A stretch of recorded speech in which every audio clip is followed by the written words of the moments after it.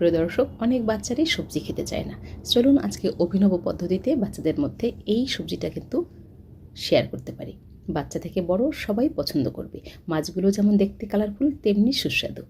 সিজনে আমরা মাছ কিনে খাই, আর সারা বছরের জন্য বেশ কিছু মাছ কিনে সংরক্ষণ করে রাখি গোটা অবস্থায়। এবারে যে কাজটা করেছি, অল্প একটু তেল দিলাম, আর এর মধ্যে আমরা দিয়ে দেবো কালো জিরে আর সাদা জিরে। এটা কিন্তু শরীরের জন্য বেশ ভালো। প্রত্যেকটা মশলারই কিন্তু একটা সায়েন্টিফিক গুণ আছে। এবারে আমি এখানে 1 কিলো পরিমাণ চিচিঙ্গা কুচি করে দিলাম, আর সামান্য নুন আর হলুদ, আর কিন্তু কোনো কিছুই ব্যবহার করছি না। এবারে উল্টে পাল্টে ঢেকে দেবো, এটাকে জাস্ট সিদ্ধ হয়ে যাবে। কোনো জল ছাড়া, এক ফোঁটা জলও আমি এখানে ব্যবহার করিনি। ঢাকনা দিয়ে ঢেকে দিলাম। 3-4 মিনিট পরে ঢাকনা থেকে বাষ্প হয়ে অনেকটা জল কিন্তু অলরেডি বেরিয়ে গেছে। সবজিটা যত সফট হবে তত আস্তে আস্তে জলের পরিমাণটা বেড়ে যাবে। এরপরে 2টো শুকনো লঙ্কা আর 1 চামচ পরিমাণ সাদা কালো সর্ষে, এটা পেস্ট করলাম শিলনোড়ায়। খুব ভালো করে এটাকে বেটে এর মধ্যে দিয়ে দিয়েছি। আর কিন্তু তেমন কোনো কিছুই ব্যবহার করছি না। এবারে আরও 4-5 মিনিট এটাকে উনুনে রাখবো। আর এপাশে আর একটা প্যান নিলাম। প্যানের মধ্যে আবারও সামান্য তেল দিয়ে এর মধ্যে নুন হলুদ মাখানো ইলিশ মাছ বসিয়ে দিয়েছি। একদম কিন্তু মাছটা খুবই ভালো ছিল। একটা মাছে মোটামুটি 7-8 টুকরো মাছ হয়েছে। আর এই জাতীয় মিডিয়াম সাইজের মাছ খেতে একটু বেশি ভালো লাগে। মাছে প্রচুর তেলও হয়েছে, দেখিয়ে বুঝতে পারবেন মাছটা কতটা টেস্টি হতে পারে। এক পাশ আমি 2 মিনিটের মতো করে রেখে হালকা ছেঁকে নিয়েছি। আর একটা পাশ আবারও 2 থেকে 3 মিনিট একটু হালকা ভেজে নিয়ে আমি রান্নাটা করব।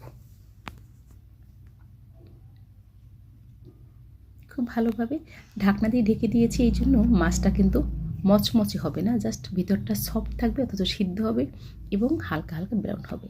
ঢাকনা দিয়ে দেওয়ার পরে আমি চলে এসেছি, আর গন্ধে ঘর একদম মোমো করছে। তেলটা কিন্তু পুরো বেরিয়ে গেছে। আমরা এভাবেও ভাত দিয়ে খেতে পারি, তবে আজকে রান্নাটা একটু অন্যরকমভাবে করব। এরপরে শুধুমাত্র মাথাটা তুলে সেই যে চিচিঙ্গা ভাজা তার ভেতরে দিয়ে জাস্ট চাপা দিয়ে দিলাম। এবারে ঢাকনা দিয়ে ঢেকে দেব।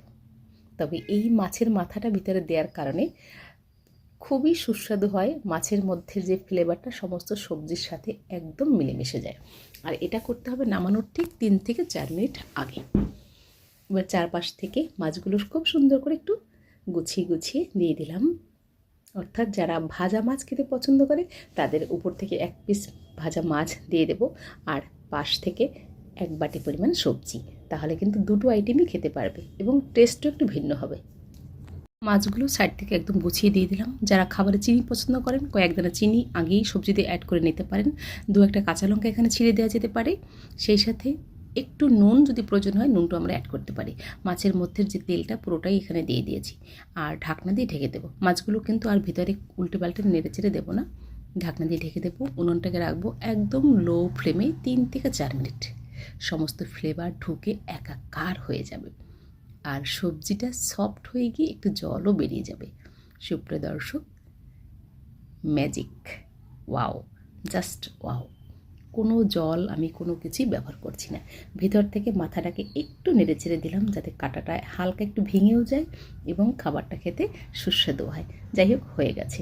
আমরা এবার এটাকে নামিয়ে গরম গরম পরিবেশন করব ভাতের সাথে। সুপ্রিয় দর্শক, এই সবজি বাচ্চা থেকে বড় না খেয়ে কোনো উপায় নেই। আমার তো বেশ লোভনীয় লাগছে। যদি ভালো লাগে মতামত জানাতে পারেন, আপনার পেজে শেয়ার করে রাখতে পারেন। আবারও দেখা হবে নতুন কোনো ভিডিও নিয়ে। সবাই ভালো থাকুন, সুস্থ থাকুন।